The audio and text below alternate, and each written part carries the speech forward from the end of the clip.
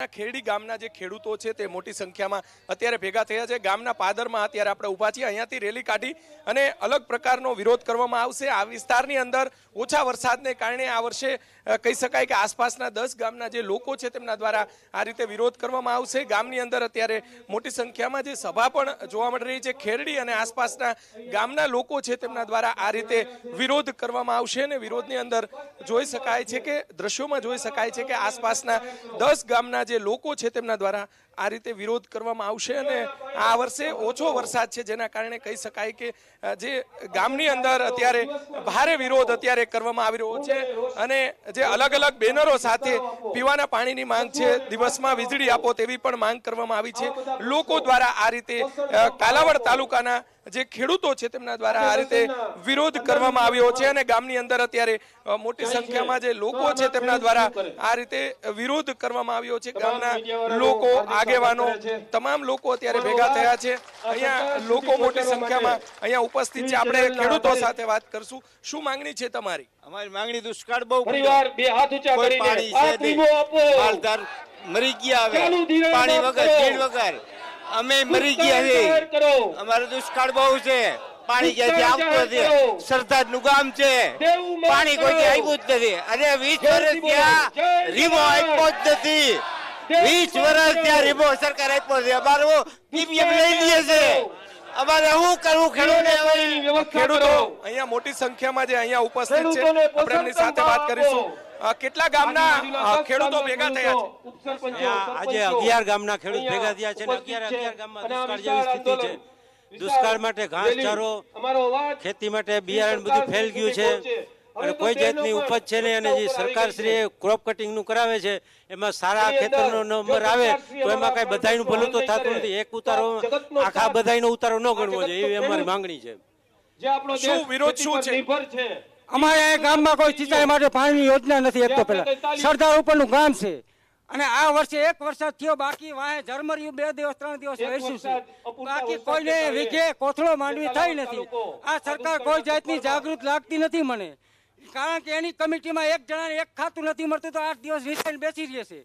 તો અમારે આ ખેડૂતને શું કરવાનું? નથી આ ગામમાં કોઈ સિંચાઈની યોજના નથી, કોઈ ગેમ એક જેમ આપણે શંકરસિંહ બાપુ વખતે 5 ખેતું એ રાજકારણ રમીને અને નપાસ કરી નાખ્યું। તો આ ગામમાં એક તો પેલા ડેમ બનાવો અને આ વર્ષનો પાક ધિરાણ માફ કરો।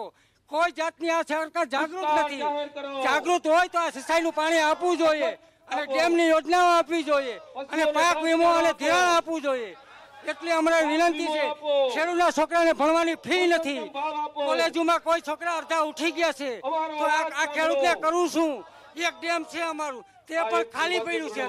અત્યાર સુધીમાં કેટલો વરસાદ પડ્યો છે?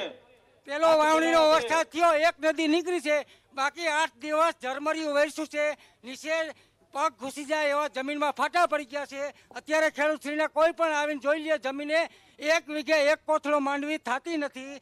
છોકરાઓની ફી ક્યાંથી? ચોક્કસ ભારે વિરોધ અત્યારે જોવા મળી રહ્યો છે મોટી સંખ્યામાં।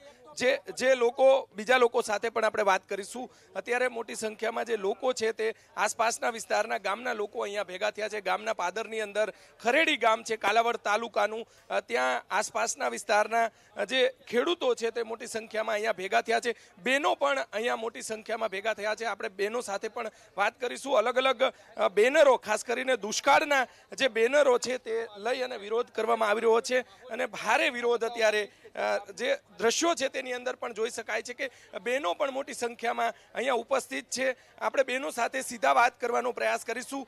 બેન, અત્યાર સુધીમાં કેટલો તમારા ગામની અંદર વરસાદ થયો છે અને આજે શું કામ ભેગા થયા છો? કોણ બોલશે? અત્યારે અહીંયા બહેનો છે તેમની સાથે પણ આપણે વાત કરવાનો પ્રયાસ કરીશું। ભારે વિરોધ અત્યારે બેનરો લઈને બહેનો કરી રહ્યા છે। ત્યારે બેન, કેટલો વરસાદ થયો છે ને શું વિરોધ શું છે આજનો? અમારા ગામમાં નહીવત વરસાદ છે। અમારા ગામને, અમારા તાલુકાને અસરગ્રસ્ત જાહેર કરો, દુષ્કાળ જાહેર કરો, પાક વીમો આપો, પીવાના પાણી આપો, અમારા ગામમાં પશુઓને આહાર આપો, ઘાસચારો આપો। બસ એ જ અમારી માગણી છે। બેન, અત્યારે બેનર તમે લઈને બેઠા છો, શું વિરોધ છે? ખેડૂતોનું દેવું માફ થતું નથી। ખેડૂતો દીથી દી કંગાલ થતો જાય છે, આત્મહત્યા સુધી પહોંચી જાય છે। તો આ ખેડૂતોનો પ્રશ્ન સોલ્વ કરવાનો છે। સરકાર કહે છે કે ખેતી પ્રધાન દેશ છે, તો ખેતી પ્રધાન દેશ કેવો કઈ રીતે? ખેડૂતોને આત્મહત્યા કરવી પડે ત્યાં સુધી ખેતી પ્રધાન દેશ કહેવાય? કેટલો વરસાદ પડ્યો છે ને આજની તમારી માંગણી શું છે બેન? નહીવત વરસાદ પડેલો છે, પીવાના પાણીની તંગી છે, ડેમોમાં પણ સિંચાઈનું પાણી નથી, પશુઓ પણ બેહાલ થઈ ગયા છે, અમે પશુઓને છોડી મૂકવા સુધીના રસ્તે આવી ગયા છીએ. ચોક્કસ બેન, શું વિરોધ છે? આજે તમે પણ દુષ્કાળ જાહેર કરવાની માંગણી લઈને બેનર લઈને બેઠા છો. અમારે અહીંયા કાલાવાડ તાલુકામાં સાવ ઓછો વરસાદ થયો છે, પીવાના પાણીની અછત છે, કોઈ સિંચાઈની કોઈ સગવડ નથી. સરકાર અમને ભગવાન અમારા ઉપર નારાજ થયો તો સરકાર અમારા ભગવાન છે, અમારો પ્રશ્ન સાંભળે અને અમારા તાલુકાને અછતગ્રસ્ત જાહેર કરે, પીવાનું પાણી આપે. 2 વાર અમારા બિયારણ વયા ગયા છે. હવે અમે આવતા વર્ષે શું કરશું? અમે કદાચ આવતા વર્ષે વરસાદ થશે તો પણ શું અમે વાવશું? તો અમારું પાક ધિરાણ માફ કરે અને પીવાના ખાસ પાણીની સુવિધા કરી આપે. પીવાનું પાણી નથી આવતું. અમારું ગામમાં પીવાના પાણીની કોઈ સગવડ જ નથી, સિંચાઈની પણ કોઈ સગવડ જ નથી. જો નથી ક્યાંય કોઈના ગામમાં પણ બોરતળમાં પાણી નથી. અત્યારે અમે પાણી વગરના એવા હેરાન છીએ.